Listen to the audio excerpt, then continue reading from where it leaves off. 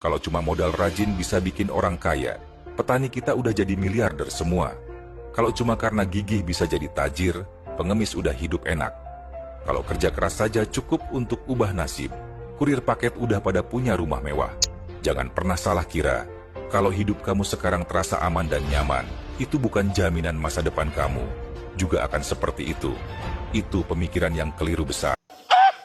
Coba pikirin deh, 40 tahun lalu, bisa nyetir aja udah cukup buat dapat kerja tetap dari pemerintah. 30 tahun lalu, bisa bahasa Inggris dan ngerti komputer, langsung dibilang orang pintar.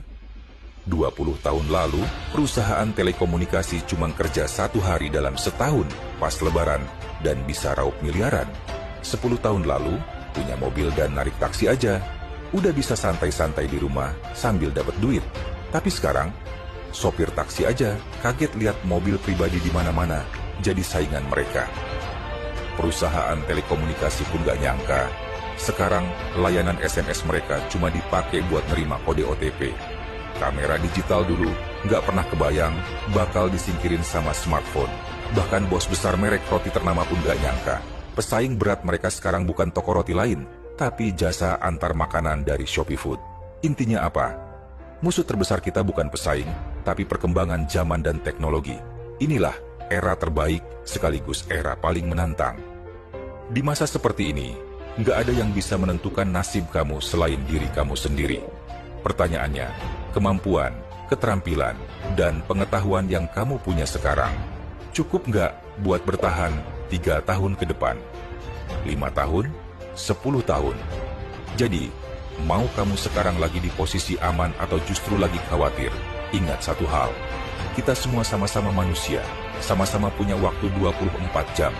Kita sama-sama kerja, makan, tidur. Tapi kenapa hasilnya bisa beda jauh? Saat kamu santai-santai, coba tanya ke diri sendiri.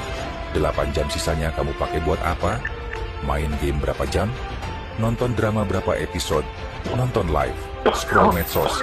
Baca chat? 1 jam lewat, begitu aja. Ada nggak satu hal yang benar-benar ningkatin diri kamu? Jadi kalau kamu merasa nggak menonjol di mana-mana, tapi punggung makin sakit, berat badan makin naik, ya itu jawabannya. Nggak ada yang jadi pintar dalam semalam.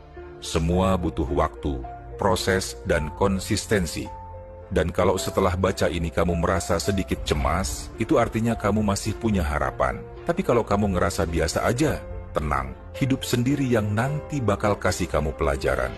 Cepat atau lambat,